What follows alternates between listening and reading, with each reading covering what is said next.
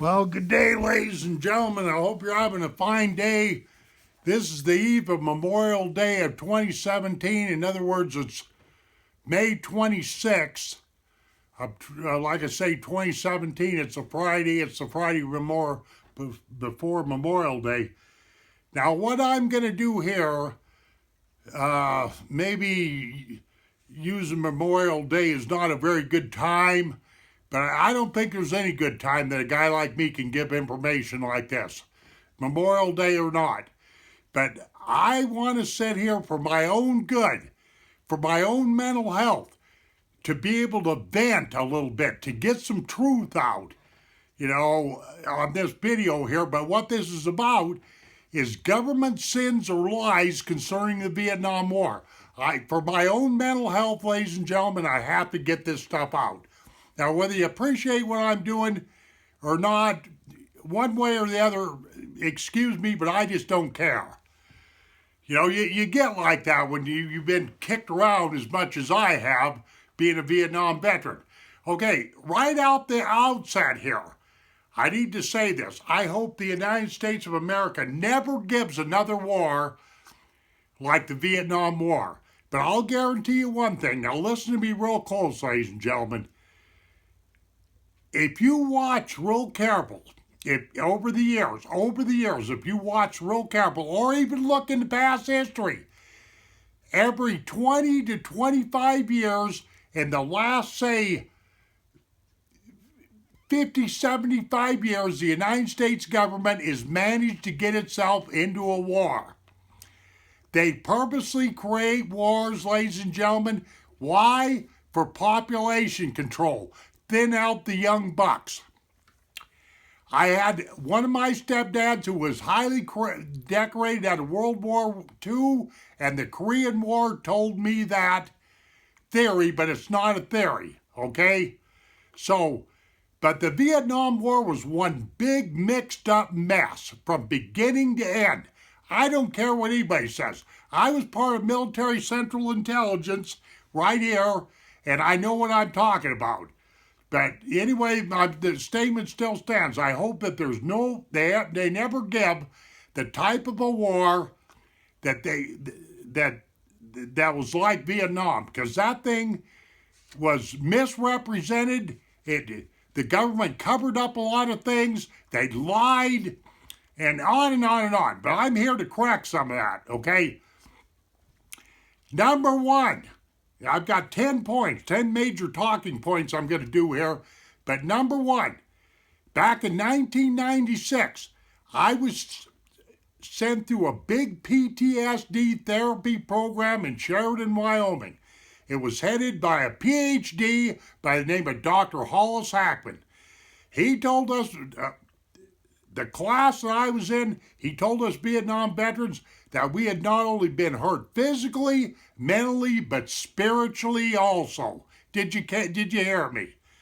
Okay, on his staff, he had a few specialists, people that were specialists in their fields, the different fields of endeavor and knowledge, helping us veterans. But one of the guys I took particular interest in was a Catholic priest, a Catholic father by the name of John B. Norton. He was 72 years old at the time, and he did a lot to help me understand a lot about me, and et cetera, et cetera. But this is what Father John B. Norton told me according to government figures. These are government figures I'm quoting to you. As of 1996, 150,000 Vietnam veterans had committed suicide since that war ended up till 1996. 150,000, ladies and gentlemen. I didn't stutter. 350,000 Vietnam veterans had done hard time in prison. Does anybody see anything wrong with this picture? Because you better. Is that a way to treat a veteran of the United States of America? Throwing him in jail? No help? Aiding them right along to commit suicide by not giving them the proper medical help? Right there, I blame the United States government. They're the ones that started that miserable war, okay? The sin is on their head, okay? Number two, Vietnam veteran discrimination. I have dealt with this stuff all my life. Okay? Why? I finally started getting recognition as a Vietnam veteran because of 9/11, when the Twin Towers went down. Does it take an atrocity, a tragedy like that to happen before people like me can get my rightful dues or just a simple thank you or whatever have you? You know, it's just fucking, and us Vietnam veterans were discriminated in many different forms and many different ways. Okay, but while I'm on this, I'm going to tell you another batch of American veterans that were highly discriminated against by the United States government, and that was the Korean veterans. That was a 2.5 year, that the United States government never has claimed that was a war. They just won't do it. They tried to pull that out on us Vietnam veterans, but we wouldn't allow that. That war lasted for 2.5 years in Korea, and they lost as many guys in Korea as we did in Vietnam, around 60,000. I think that's a shame. They won't admit to this day that it was a war. They call it a police action, a military maneuver, whatever miserable lie terminology that they use. Okay? They just won't admit that it was a war. Okay, number three and number four kind of fit together. The CIA was highly involved in a bunch of nasty stuff in Vietnam, plain and simple. Running drugs.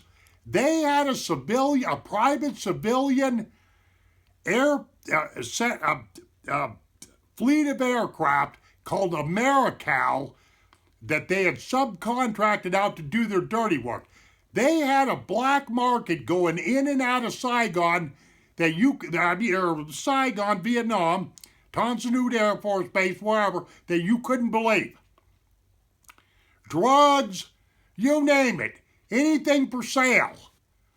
I don't even have the right terminology because I don't even know exactly what, all the sins, all the immoral things that Americal and the CIA was doing. But one thing I do know that was getting done, and that was a crap load of illegal drugs either coming into Vietnam or going out.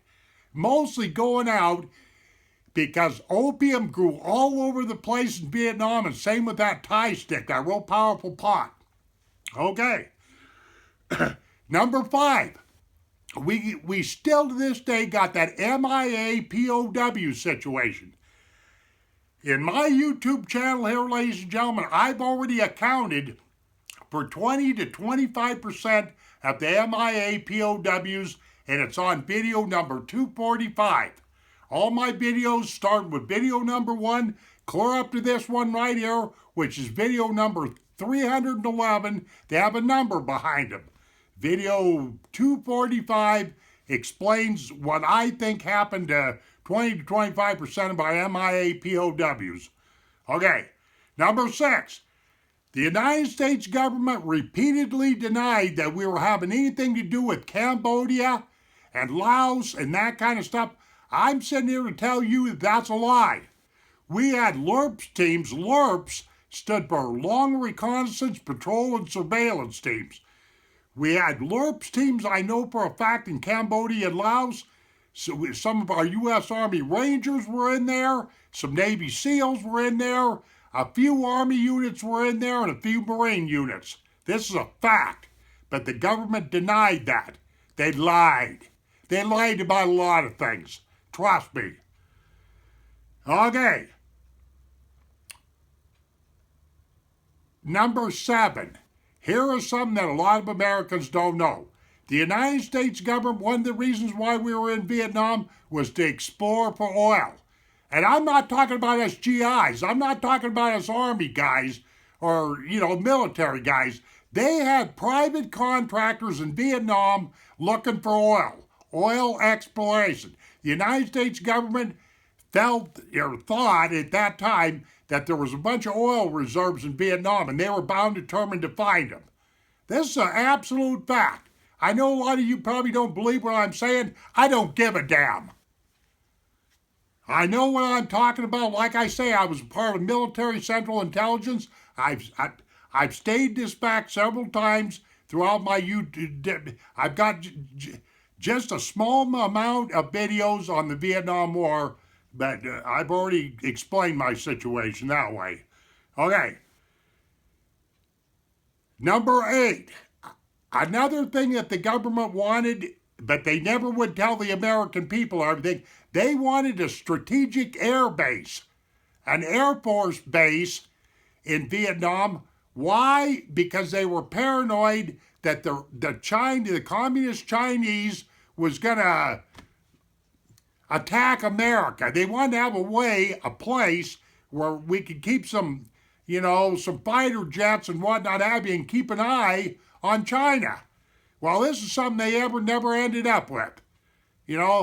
Matter of fact, 60,000 guys got killed in Vietnam for basically nothing. The United States never got anything that they were looking for in Vietnam. Plain and simple, except for to screw up a whole bunch of lives. Okay, number 9. The United States government claimed that we would never use nuclear weapons in Vietnam. We weren't going to bomb Hanoi or the Chinese up north or anything like that. I got news for you, ladies and gentlemen. We had 2 nuclear warheads somewhere hid in Vietnam. I can't prove any of this, but I know this stuff went on. They had 2 nuclear warheads aimed right at Hanoi. They lied about that. Okay? Now, number 10. Here's something that some people know about, some people may not know about. But in Long Binh, Vietnam, they had this wonderful structure, this complex known as LBJ, Long Binh Jail. Us guys just called it LBJ. Okay, you take if a GI got in trouble with heroin or got addicted to the drugs over there, because there was lots of drugs in Vietnam, trust me. You can thank the CIA for that, by the way. That stuff come too neatly packaged to suit me. But people, instead of getting medical help for drug addiction, they were thrown in LBJ and other minor military infractions and stuff like that. Now I ask you, ladies and gentlemen, why in the hell would they have a jail for us GIs, for American GIs sitting in the middle of Vietnam? Long Binh, LBJ. There's something wrong with that picture. Something really wrong with that picture. Okay. Now, there was my major 10 talking points. I hope I cleared all this stuff up. Like I say, I was with the 1st Signal Brigade. That's what this hat's all about. 1st Signal Brigade, MACV Command, which was Military Assessed Command Vietnam, which was basically Military Central Intelligence, 160th Signal Group or Company, Phu Long, Vietnam. And what my job was secure communications, highly secure military communications with Audubon satellites. We had 2 of them. There's things that I know about that war. Every GI that served in Vietnam's got a different snapshot of that war depending on what what job they had, what military occupational specialty, or what Uncle Sam put them to task to do it. Every GI has got a different snapshot. Okay. Now, to wrap this file up, I'm going to make this statement. I am relatively sure that LBJ, meaning Lyndon Baines Big Ears Johnson, I never did like that son of a bitch. That Texas son of a bitch, if he was alive right now, I'd slap the shit right out of him. I am absolutely convinced, beyond any shadow of a doubt, that he had something to do with the assassination of President John F. Kennedy. Now, you figure it. Johnson was from Texas. Where did President Kennedy get assassinated? Dallas. He had a lot of connections there. It's true that President Kennedy pissed off a lot of people, but he was trying to do right by the American people. And you take like Vietnam, for example. At the time President Kennedy got assassinated, we only had 5,000 advisors in Vietnam, and he really didn't want to go any further than that. He wanted to really get out of Vietnam, which was the right thing to do because we gained absolutely nothing, like I said. Isn't it kind of funny that, in 1960, in November of 1963, when President Kennedy was still, right about the time of his assassination, we had 5,000 advisors in Vietnam. Johnson became president after Kennedy was killed, of course, and about 18 months later, no longer than 2 years after his assassination, our troop strength went from 5,000 GIs or advisors or whatever have you to 350,000. Do you see anything wrong with this picture at all? The powers to be wanted that war, and Johnson gave it to them. But they had to get Kennedy out of the way. The government, let me tell you one thing about wars. They make wars, and they're going to make up excuses to keep making these wars. You can expect a war, like I said, to be outside of this pile every 20 to 25 years for population control. You would think that we were a more civilized society than that, but these people, this one world government, whatever have you, these rich entrepreneurs, the people that control the purse strings of America and whatever have you, if they want a war, they're going to get one.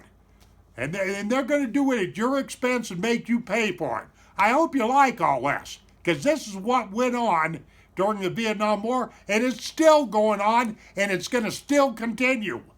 Population control, ladies and gentlemen. And the government is good at creating lies. Lies after lies. It's like a deterrent. They get the American people to look over here when what they're really doing that's wrong or sinful or whatever have you is going on over here. Plain and simple, Okay. And I just know in my case, the Vietnam War has caused me a lot of grief. It really has. It's caused me a lot of sadness. It's caused me a lot of heartache. It's caused me a lot of tears. It's caused me a lot of shame and all that. And still to this day, I'm still getting discriminated against. Like I said in my last video, I made a video here the other day on how to win a VA claim, that you would think that, I would get a little bit of respect for being a Vietnam veteran, but it's gotten a little bit better since 9/11. I will admit that. I've had a few people stop me in the store when I was brave enough to wear one of my Vietnam veteran hats and thank me for my service and all that. But prior to 9/11, I never got any of that. It's a shame. The Vietnam War altered my life forever. But one thing about being a Vietnam veteran is I found out just how crooked and how nasty that the United States government can play when they want to.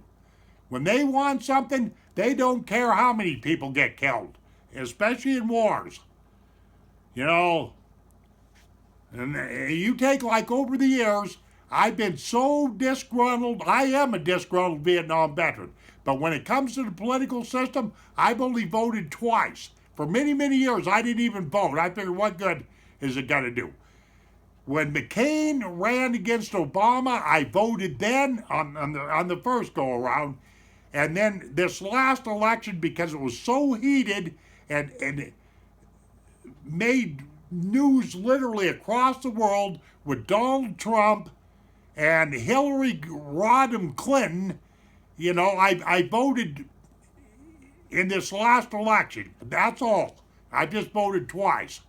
You know, but yeah, I don't know what else more I can say, but I just had to make this video to clear up a few things. I hope you got you understood what I was saying here or getting at and whatnot have you.